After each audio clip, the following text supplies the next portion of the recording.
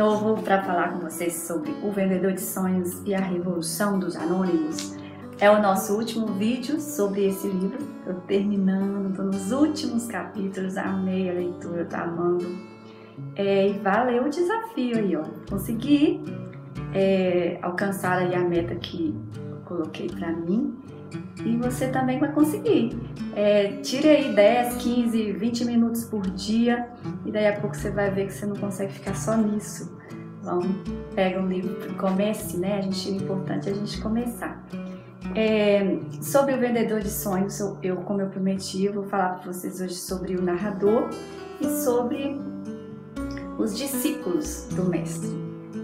A minha vontade, na verdade, era falar sobre cada capítulo, gente, porque todos os capítulos têm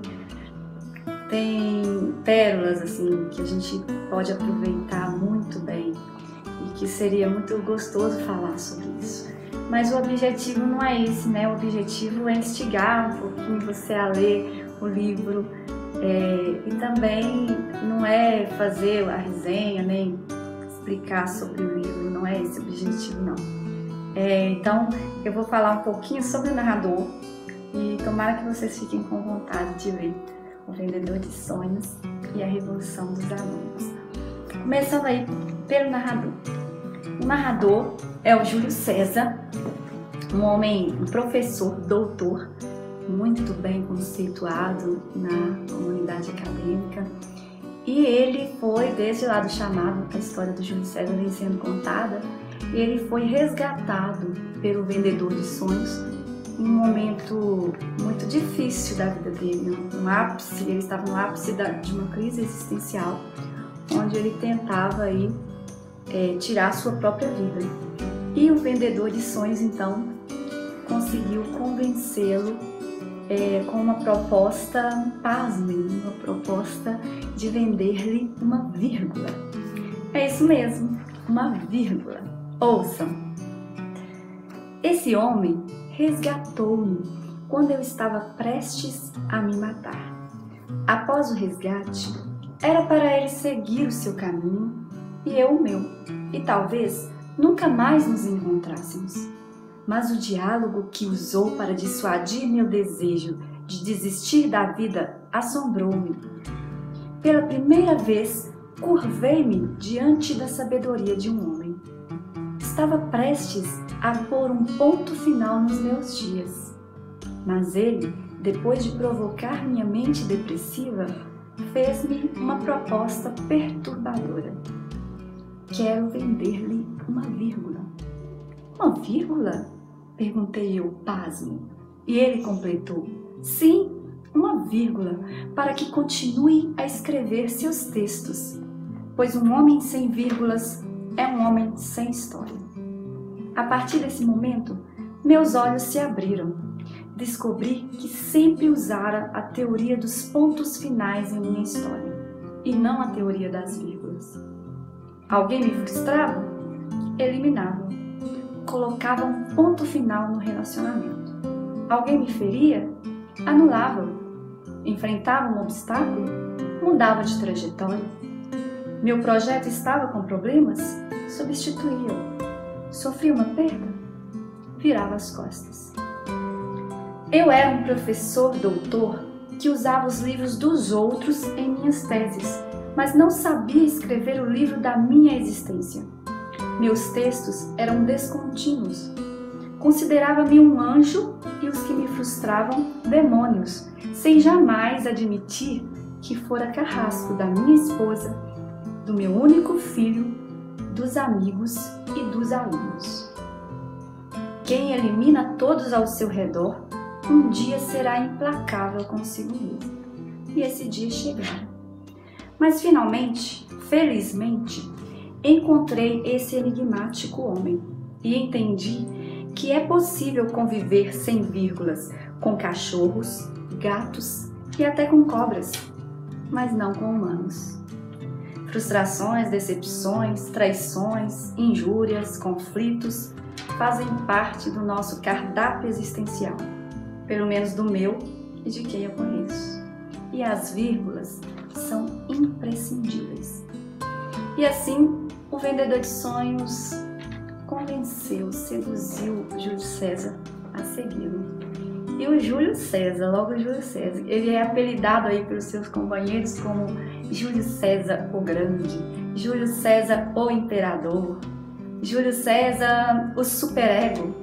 E não superego aí como já foi conceituado por Freud, né, na psicologia, mas superego de super orgulhoso, super dono de si, né?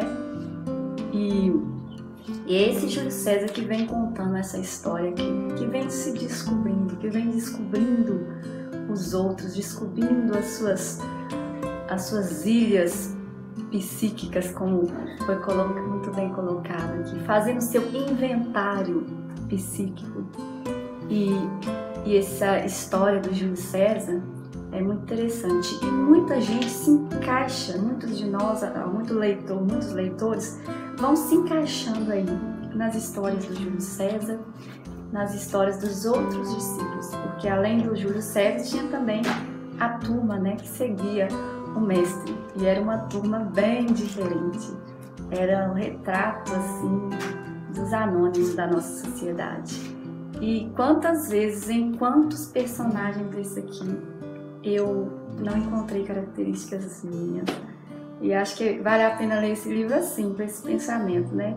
De se ver ali naqueles personagens aqui. Então, falando sobre esses personagens,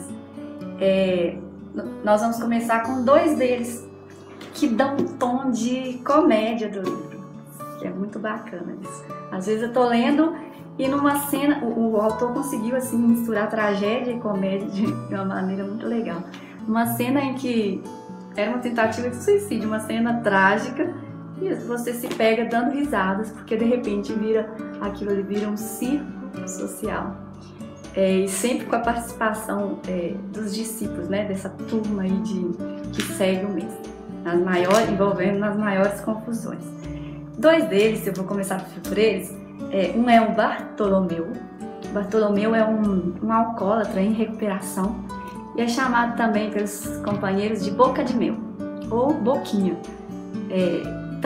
Eu acho que tem dois sentidos aí nesse Boca de Mel, tanto o sentido do alcoolismo, né, que ele é um alcoólatra tentando aí se livrar do vício, como no sentido da obsessão que ele tem por falar. O Boca não consegue ficar calado, ele tem que dar sua opinião sobre tudo e tudo ele tem que falar. E tem também o Barnabé. O Barnabé é um personagem que é colocado como bonachão, acima do peso, e tem uma compulsão por comer comida. Ele está sempre com algo no bolso para mastigar, e quando não tem nada para comer ele fica meio exaltado. E tem também outra compulsão por falar em público. Ele tem uma obsessão por política. Ele se coloca o tempo todo como um político, sempre como um candidato a alguma coisa. Ele pede votos e quer ser o centro das atenções, e por isso ele tem o apelido de prefeito. O Boca e o prefeito protagonizam aí algumas das cenas hilárias desse livro. Temos também aí Mônica, uma ex-modelo que sofreu de bulimia, inclusive não foi aceita no mercado da moda, né? Não atendeu os padrões de beleza exigidos. Temos a dona Jurema, uma senhora, uma professora aposentada. Temos o Dimas, ele se chama vigarista em recuperação. Tem uma compulsão por pegar coisas que não são dele. O Edson, o milagreiro, um religioso, fanático, que o tempo todo, né, coloca aí a sua religião, em todas as situações, em todas as conversas, ele vê o milagre em tudo, chamado de o milagreiro. Tem o Salomão e outros que vão seguindo o mestre durante a jornada aí do livro. Eles vão se encantando e vão seguindo o mestre. A história desses personagens, né, desses discípulos, é a partir do capítulo 26, dá pra gente entender bem, quando eles fazem aí o inventário psíquico. O mestre propõe esse exercício a partir de uma cena em que dois irmãos gêmeos, que sempre se deram bem, começam a se confrontar ao fazerem aí o inventário da herança dos pais que faleceram. E o mestre coloca essa fala aí, usa essa cena, né, essa situação para propor esse exercício. O que é realmente importante, que vale a pena ser inventariado na nossa vida? E propõe que cada um dos ouvintes, né, que estavam no jardim, numa praça, faça um inventário das 5 piores dores, 5 piores momentos da sua vida, em ordem decrescente. E aí, nesse inventário, que a gente, leitor, também é convidado a fazer, né? Já fiz o meu. Nesse inventário, a gente fica conhecendo aí um pouco da vida, da história de vida dos personagens. Tem algumas partes assim que eu gostaria, como eu disse, falar sobre todo o livro, gente. Cada capítulo tem uma coisa muito interessante para contar. Mas eu separei aqui 2 situações que eu gostaria de compartilhar com vocês. Uma está no capítulo 6, que se chama Terapia do Grito. Eu até lembrei de um amigo que disse que sempre fez isso, que ele descobriu isso aos 7 anos. E é muito interessante, foi interessante ver aqui que eles dão até um nome para essa terapia. Os malucos, né? Bartolomeu e Barnabé, como sempre. Eles estavam aí num congresso, eles conseguiram entrar num congresso de cardiologistas. Então vários médicos, né? Acabaram parando para ouvir o mestre. E no meio aí, de repente, no meio da fala, o mestre até colocando sobre essa questão do médico que cuida tanto do outro, cuida dos outros e esquece de cuidar de si mesmo. Ele fala do coração psíquico infartado, né? Como que pode alguém que não está bem psiquicamente, né, cuidar do outro. Ele coloca os médicos aí nessa situação. Assim como que ele coloca os médicos, que coloca os professores, ele coloca os juristas, porque ele fez uma palestra lá no fórum, coloca os juristas no meio nessa reflexão também, né? Os envolvidos do judiciário, ele coloca em várias reflexões, e assim em vários ambientes, em várias situações, o mestre está sempre ali colocando reflexões, levando a reflexões. Então, no meio desse congresso, né, o médico falando, o mestre falando, aí de repente, vou ler para vocês, apareceu um homem berrando tanto no meio da pequena plateia que quase realmente infartou os presentes. Sim, era ele, o homem que perturba mentes e corações, Boca de Mel. Começou a dar uns gritos altíssimos, como se estivesse morrendo, e gritava, e em seguida desmaiou. O Júlio César contando: fiquei sem ação, me aproximei sem saber o que de fato estava acontecendo. Por um momento pensei, Bartolomeu dessa vez infartou. Incrível, diante de uma plateia de cardiologistas. Salomão começou a esfregar a mão direita do lado esquerdo do tórax. Achava também que estava infartando. Tive que segurá-lo para não desmaiar. Edson, o milagreiro, ajoelhou e começou a fazer orações pelo nosso moribundo amigo. Dimas entrou em crise e disse: "O Boca vai morrer, o Boca vai morrer." Mônica e a professora Jurema entraram em desespero. Suplicavam aos médicos: "Ajudem-no, por favor, não o deixem morrer." Aí, o Bartolomeu foi socorrido e de repente o prefeito entra em cena. A comédia. Com a maior segurança do mundo, como se fosse o médico mais experiente do planeta, disse aos presentes: "Calma, caros doutores, eu conheço o caso, é meu paciente." Diante disso, abriram-lhe espaço. De supetão, Ele pegou a professora Jurema pelas mãos e adicionou: esta linda senhora de mais de 80 anos fará a respiração boca a boca no meu paciente. E eu? Disse espantada a professora, e apesar de gostar muito dele, por instantes pensou que o crime não compensava. Era melhor deixar no fartar. Ao perceber que seria beijado pela professora Jurema, imediatamente Bartolomeu se levantou. Se fosse Mônica que o beijasse, ele teria ficado estático como uma pedra. Mas como o prefeito deu-lhe o golpe, teve que ressuscitar sem choque. Todos nos espremíamos para saber o que estava ocorrendo. Em seguida, ele abriu os braços, baixou por 3 vezes, respirando com profundidade. E para não perder o ritmo, dava uns gritinhos. Nesse momento, o arruaceiro se explicou. Caros doutores, acabei de fazer a terapia do grito primordial. Uma terapia que eu e o meu amigo doutor prefeito criamos nos hospitais da vida para desestressar o coração. E assim, gente, os médicos ficaram lá todos bravos, achando que tinham sido enganados, né? E essa situação aí se desenrola para um desfecho cômico e de muita reflexão.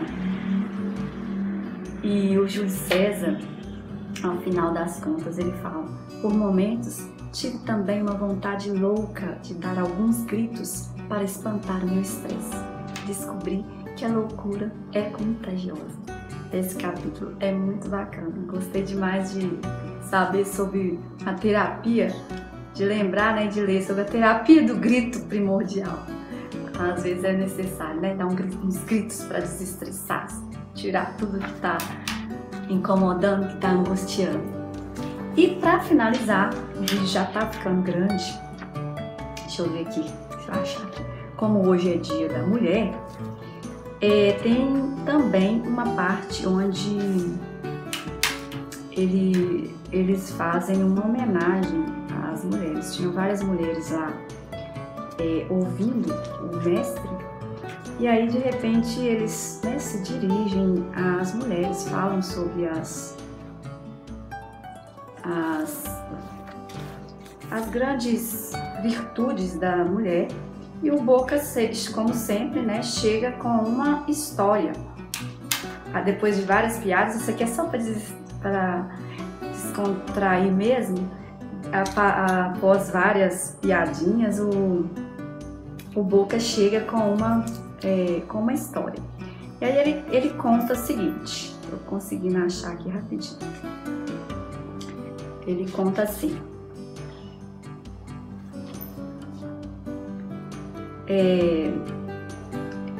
conta que ele estava em Miami e de repente ele achou na praia, eu não encontrei aqui a parte, mas eu vou falar para vocês.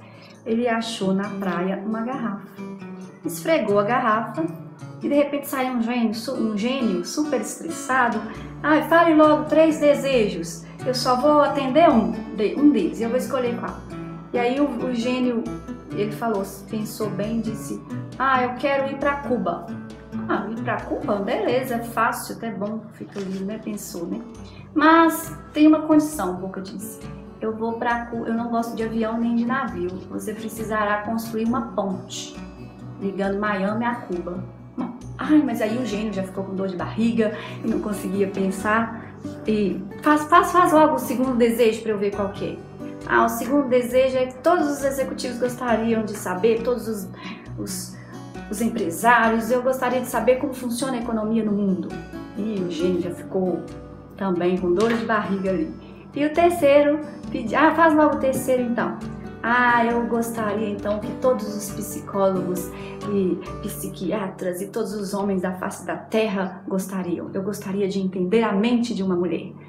Aí o gênio acabou de passar mal, né? O que eu falo? Me fala logo, que ponte que você quer que constrói? A ponte que você quer que constrói de Miami a Cuba é de 2 pistas. O que você quer que tenha na lateral? É restaurante? E assim acaba a piada aí, né? A cena cômica do Bartolomeu. E finalizando, né? Depois de muita descontração, o mestre fala novamente sobre a importância da mulher no mundo de hoje e como da mulher no mundo, né?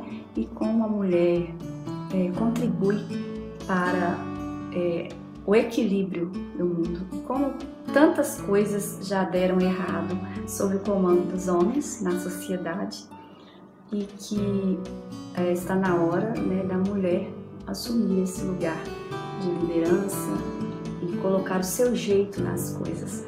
Muito bacana também essa reflexão e achei legal trazer nesse dia aqui.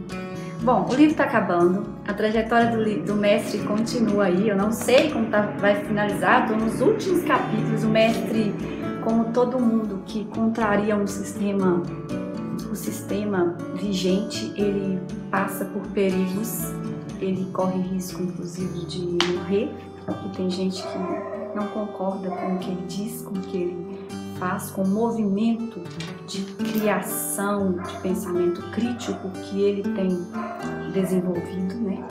E então o mestre está correndo risco de vida, já passou aqui por várias confusões, várias situações perigosas. E eu não sei como é que vai terminar. Estou curiosa, vou terminar aqui agora. E se vocês quiserem, leiam também. Não vou contar o final. Vocês aqui vão ter que saber. Vocês vão ter que descobrir lendo. Quem já leu já sabe, né? Um abraço para vocês, um beijo no coração de cada um. E até o próximo vídeo com outro livro, que eu ainda não sei qual é. Se quiserem sugerir, deixem aqui nos comentários. Não se esqueçam de se inscrever aí no canal para acompanhar os nossos momentos de leitura. E também façam seus comentários. Beijo!